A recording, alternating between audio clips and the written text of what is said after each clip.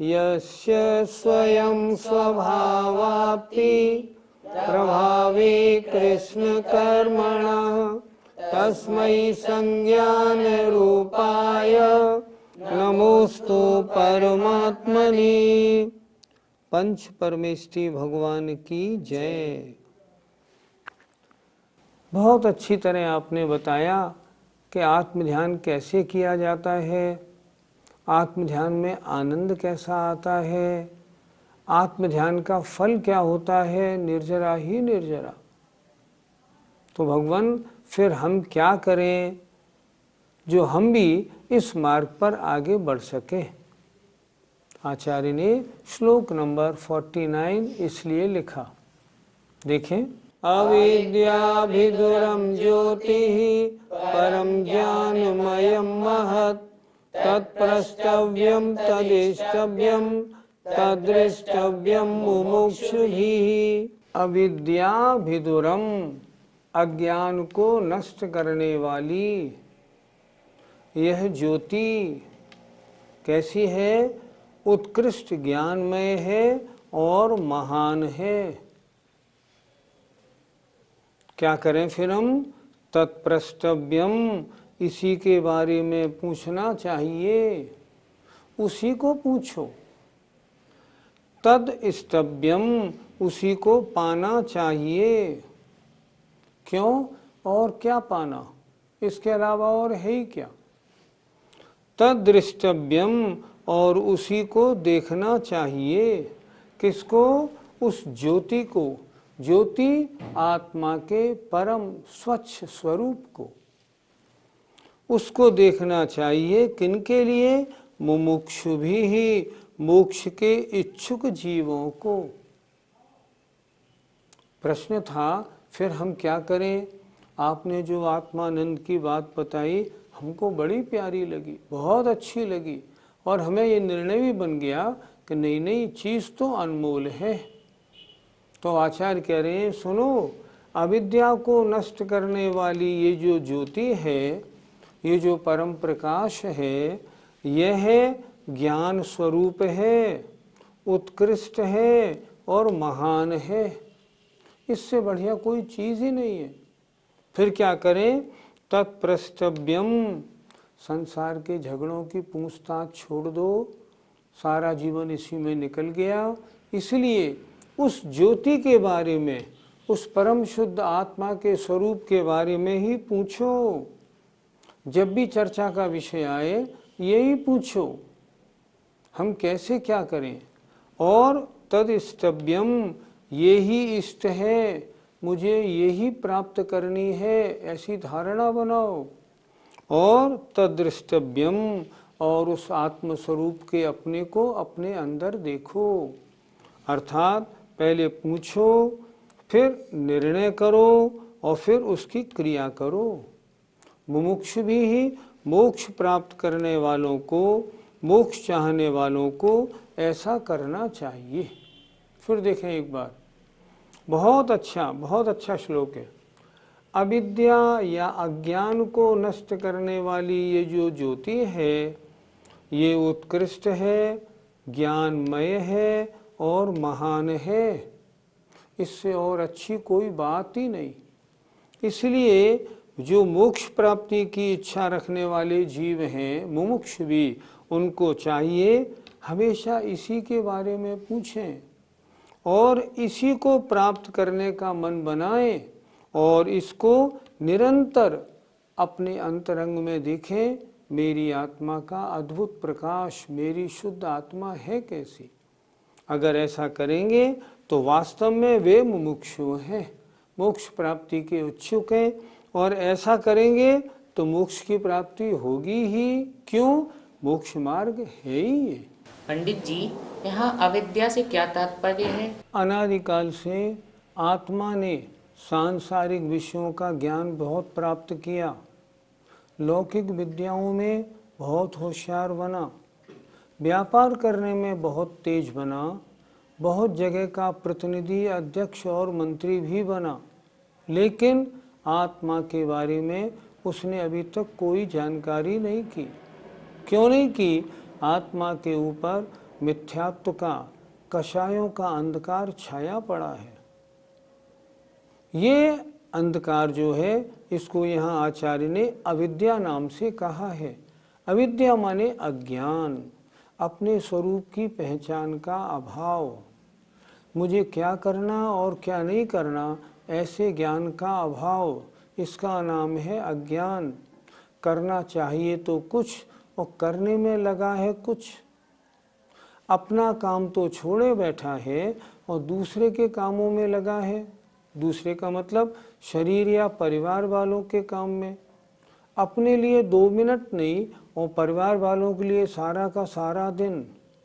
ये अज्ञान है। आत्म स्वरूप का परिचय प्राप्त करने की जो कोशिश करते हैं, उनका यह ज्ञान नष्ट हो चुका होता है। इसलिए उन्होंने लिखा अविद्या भिदुरम। अविद्या माने अज्ञान को नष्ट करने वाली। जब आत्मा आत्म स्वरूप चिंतन की ओर अग्रसर होगा, बहिरंग सब जगह से अपने को संकुचित करेगा, मिथ्यात्व, अज्ञान और कषाएं सब दूर हो जाएंगी। पंडित जी, मुमुक्षु किसे कहते हैं? जो मोक्ष प्राप्ति का इच्छुक है, संसार से जिसका मन भर गया है, संसार की रुचि जिसकी समाप्त हो गई है, आत्म कल्याण की ओर जिसकी रुचि अब जागृत हो गई है, सुबह से शाम तक जो निरंतर मेरा कल्याण कैसे हो, आत्मा के साथ लगा कर्मल हटे, मैं शुद्ध पर्याय कैसे बनूं, मुझे सिद्ध अवस्था कैसे मिले, संसार के दुखों का नाश कैसे हो, इस प्रकार जो मोक्ष का इच्छुक होता है, आत्म कल्याण करने का इच्छुक होता है, उसे कहते हैं मुमुक्षु। पंडित जी, मोक्ष प्राप्ति के लिए मुमुक्षु को क्या करना चाहिए? सबसे पहले ये निर्णय करना चाहिए कि मेरा स्वरूप क्या है। शरीर में नहीं, मैं तो आत्मा मात्र हूँ। फिर ये निर्णय करना चाहिए वर्तमान में मेरी आत्मा कैसी है, अशुद्ध है, जबकि स्वभाव से सिद्धों जैसी शुद्ध है। फिर ये निर्णय करे अब मैं इसके लिए क्या करूं। ऐसे जो अपनी आत्मा के बारे में उसका ज्ञान आगे बढ़ेगा, पहले जानेगा, श्रद्धा करेगा और फिर वो उसकी क्रिया में लग जाएगा, निश्चित रूप से उसको मोक्ष मार्ग मिलेगा। अब पंचम काल में मोक्ष तो मिलेगा नहीं, लेकिन मोक्ष मार्ग तो मिल ही जाएगा, जो मोक्ष मार्ग अगले कुछ भवों में मोक्ष की ओर ले जाएगा। जो यहाँ पूज्यपाद स्वामी ने लिखा है, ऐसी ही एक कारिका समयसार कार ने भी लिखी है, कुंद कुंद महाराज ने भी लिखी है। एदम्य रदो नित्यम संतुष्टो होय नित्य एदम्य, एदेण होय तित्तो हो हदि तुह उत्तमम सोखम। क्या सुंदर गाथा लिखी है। एदम्य रदो नित्यम, इस आत्मा के परम शुद्ध स्वरूप को जानकर नित्य हमेशा इसी में रत रहो, इसी में लगे रहो, सांसारिक झगड़ों में मत फंसो, सब कर्म बंध के पाप के कारण है। संतुष्टो होय नित्य एदम्य, और जब इस आत्मा के शुद्ध स्वरूप का आनंद आने लगे, तब अपने में संतुष्टि अनुभव करो, आज तो बहुत आनंद आया। एदेण होय तित्तो, और जब ऐसा आनंद मिलने लगे, तृप्ति का अनुभव करो। मेरी ये पर्याय, मेरी ये मनुष्य पर्याय, मेरी ये मुनि अवस्था, आज मैं तृप्त हो गया। जो पाना चाह रहा था वो मुझे मिल गया। हो हदि तु उत्तमम सुखम, अगर तू ऐसा करेगा ना तो तुझे परम सुख की प्राप्ति होगी। आचार्य यहाँ भी वही गाथा लिख रहे हैं और वहाँ कुंद कुंद महाराज भी क्या बढ़िया कह रहे हैं। पंडित जी, जो ऐसा ध्यान ना लगा सके उसे क्या कहा जाए? आत्मा के बारे में जब भी चर्चा होती है, समय सार जी की गाथाएं सब पटल में घूमने लगती हैं, क्योंकि आत्मा के बारे में जो समय सार में कथन है अन्य किसी ग्रंथ में नहीं पाया जाता। शुद्ध आत्मा का सार माने स्वरूप जिसमें कहा गया हो उसका नाम समय सार है।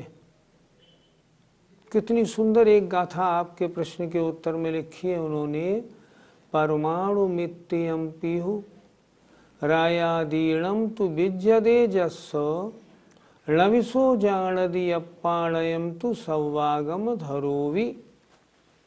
उन्होंने लिखा है, यदि तेरे में परमाणु मात्र भी राग अविशेष है, परमाणु मित्यम पीहु रागादीणम तु विज्यदे जस्स, जिसके मौजूद है, अभी तक जिसके परिणामों में राग द्वेष रूप विकल्प निरंतर जागृत हैं, आ रहे हैं, चल रहे हैं। णविसो जानदि अप्पाणयम, वह अपने आत्मा को नहीं जानता, चाहे वो सव्वागम धरो भी, सारे आगम का पंडित क्यों नहीं हो। पंडित होना और बात है और उस आनंद रूप परिणमन करना और बात है। अभव्य भी 11 अंग का पाठी होता है, 11 अंग तक अभव्य जा सकता है, लेकिन क्या उसको आत्मानंद होता है? कभी नहीं होता। क्यों? योग्यता ही नहीं है। मिथ्या दृष्टि को भी 11 अंग 10 पूर्व तक का ज्ञान आचार्यों ने कहा है, लेकिन अभी दृष्टि सही नहीं है। ज्ञान की वो कीमत नहीं है जो चारित्र की आचरण की कीमत है। आचार्यों ने लिखा है, ज्ञान कम होगा तो भी चल जाएगा, लेकिन आचरण राग द्वेष रूप परिणमन को छोड़कर आत्मा को देखने में अपने आप को लगा देना, कीमत तो इसकी है। इसलिए अन्य सब झगड़ों को छोड़ के अब जो अपना शेष जीवन बचा है ना, इस जीवन को आत्म कल्याण कैसे हो इसमें लगा देना चाहिए। इसी की बात पूछनी चाहिए, इसी को पढ़ना चाहिए, सोचना चाहिए और इसके अनुसार हमें अपनी प्रवृत्ति करना चाहिए। अगर हम करेंगे इस पर्याय में भी सुख होगा और अगली पर्यायों में भी सुख होगा। शिष्य कहता है, भगवान सारे शास्त्रों का सार क्या है ये मुझे थोड़े में बता दीजिए। आचार्य अंतिम श्लोक लिख रहे हैं, इसके बाद तो खैर समापन है। इष्टोपदेश का तो ये अंतिम श्लोक है जो निष्कर्ष रूप है। श्लोक नंबर 50। जीवोऽन्यः पुद्गलश्चान्य इत्यसौ तत्व संग्रह यदन्यदुच्यते किंचित सोऽस्तु तस्यैव विस्तरः। सारे शास्त्रों का सार क्या है ये इस एक श्लोक में आचार्य ने दिया है। आचार्य कह रहे हैं, जीवो अन्यः, जीव अन्य है और पुद्गल अन्य है। आत्मा अलग है, शरीर अलग है। आत्मा अलग है, घर गृहस्थी मकान पुत्र स्त्री आदि सब अलग हैं। इति असौ तत्व संग्रह, यह ही तत्व का संग्रह माने सार है। तत्व का सार सिर्फ इतना जानना है, जीव अलग है और पुद्गल अलग है। यत अन्यत उच्यते किंचित, इसके अतिरिक्त जो कुछ भी कहा गया है, यत अन्यत इसके अतिरिक्त जो कुछ भी कहा गया है, स माने वह, तस्यैव उसी का विस्तार है। शास्त्रों में इतनी इतनी सारी बातें कह दी।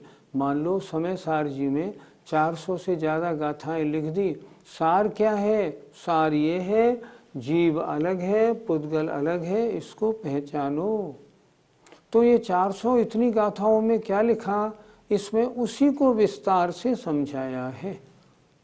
सारे शास्त्रों का सार क्या है? सार ये है, जीव अलग है और पुद्गल अलग है। मतलब निज और पर का भेद विज्ञान प्राप्त करो, यही सारे शास्त्रों का सार है। फिर देखें, जीव जुदा है, अलग है, और पुद्गल अलग है, ये ही तत्व का सार है। सारे शास्त्रों का तत्व का सार यही है। यत अन्यत, इसके अलावा जो कुछ भी कहा गया है वह उसका ही विस्तार है। निष्कर्ष क्या है? जीव अलग है, शरीर आदि पर पदार्थ अलग है। पंडित जी, क्या सारी जिनवाणी का इसी को सार माना जाए? समंतभद्र महाराज ने जिनवाणी को 4 भागों में विभाजित किया। प्रथमान योग, इस प्रथमान योग में 63 शलाका पुरुषों का जीवन चरित्र है। आप पढ़िए, आप पढ़ेंगे, पूरे चैप्टर में उन्होंने सारी बात लिखी होगी, पूरे अध्याय में, लेकिन अंत की 2 लाइनों में उन्होंने यही लिखा होगा, इस प्रकार हे भव्य जनों, अपनी आत्मा का चिंतन करो, पर पदार्थों से दूर हटो। प्रथमान योग में सब जगह अंतिम जो पैरा होगा उसमें शिक्षा यही होगी। किसी में भी ये नहीं लिखा होगा सांसारिक कार्यों में उलझो, नहीं, किसी में नहीं लिखा होगा। किसी में ये नहीं लिखा होगा कि भेद विज्ञान आवश्यक नहीं। करणान योग की चर्चा करेंगे, करणान योग में सारे गुणस्थान आदि का वर्णन है, उनमें भी अंत में यही कहा है कि मिथ्या दृष्टि सिद्ध कैसे बने, इसका उपाय, और वो उपाय उन्होंने बताया, पहले गुणस्थान से चौथे में आना है, पहले भेद विज्ञान करो, जीव अलग है और पुद्गल अलग है, नहीं, इसके अलावा कुछ है ही नहीं। चरणान योग की चर्चा करें तो आचरण में भी ये सिखाया है कि आचरण ऐसा करो जिससे राग द्वेष कम हो और तुम आत्मा के निकट आते जाओ। गृहस्थी छोड़ो, व्रतों को लो, मुनिपद धारण करो, आत्मध्यान में लीन हो, यही चरणान योग की चर्चा है। और द्रव्यान योग में शुद्ध आत्मा का स्वरूप कैसा है, भेद विज्ञान को अच्छी तरह समझना हो, निज और पर पदार्थ को अच्छी तरह समझना हो, तब द्रव्यान योग की चर्चा देखनी चाहिए। समय सार पढ़ें, परमात्म प्रकाश देखें, समाधि तंत्र आचार्य पूज्यपाद स्वामी का देखें। सबका निष्कर्ष क्या है चारों अनुयोगों का?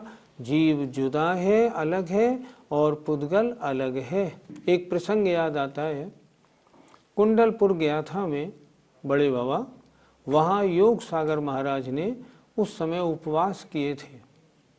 तो योग सागर महाराज का 8वां 9वां दिन उपवास का था। मैं गया, महाराज आनंद से अपने चिंतन में बैठे थे। मैंने नमोस्तु करके कहा, महाराज जी आज आपका 9वां उपवास है।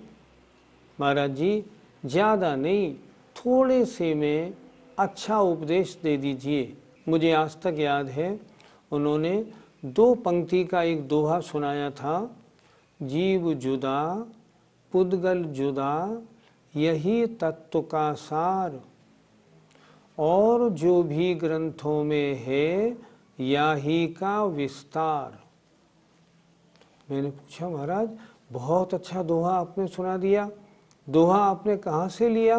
बोले इष्टोपदेश बहुत सुंदर ग्रंथ है, उसमें जो श्लोक नंबर 50 है ये उसका हिंदी रूपांतर है। याद रखने की चीज़ है, अपने घर पे बोर्ड दीवारों पे लिखने की चीज़ है, ताकि दिन भर नज़रों के सामने रहे।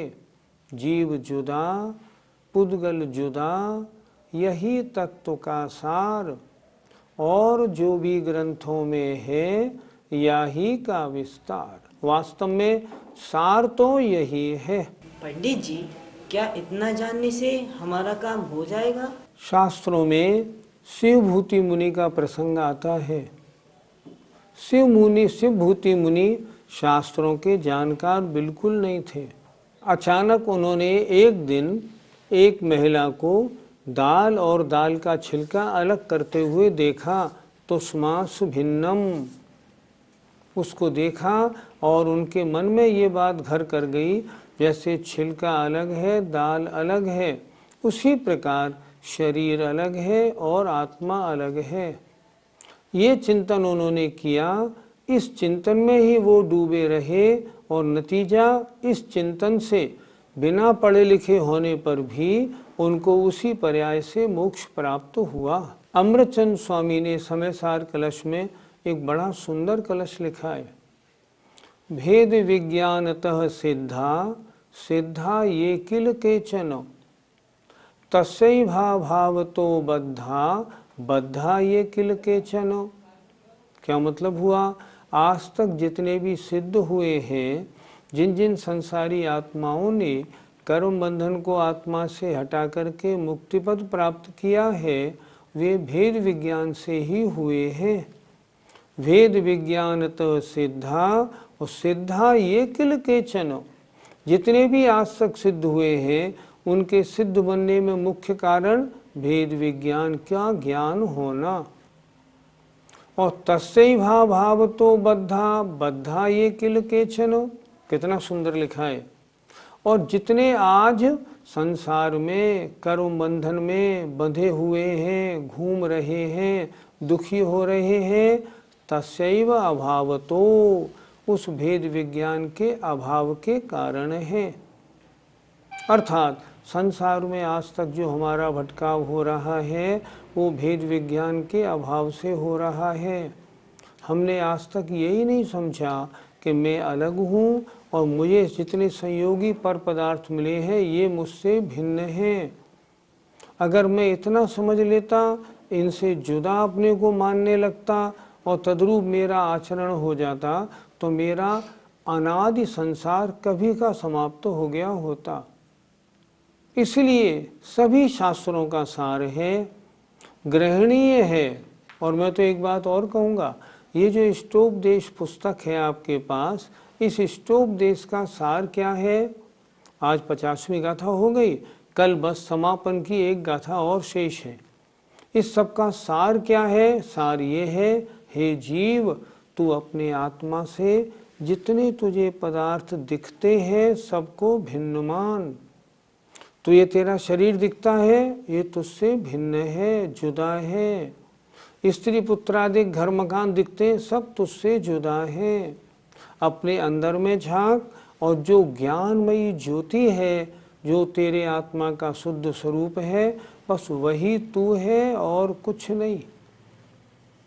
कितना अच्छा लिखा है, जीवोन्य पुद्गलश्चान्य, जीव जुदा है, पुद्गल जुदा है। यही सारे शास्त्रों का तत्व का सार है। इसलिए आप सभी श्रोताओं ने इष्टोपदेश अच्छी प्रकार सुना। मेरा आपसे नम्र निवेदन है, इसको याद करना और याद करके इनकी कारिकाओं की जुगाली करना। बहुत आनंद है। 1500 वर्ष पुराने इस शास्त्र में पूज्यपाद स्वामी ने अपने जीवन का सार भर दिया है। और अगर ये आज वाला श्लोक भी आपने जीवन में उतार लिया तो निश्चित रूप से कल्याण होगा।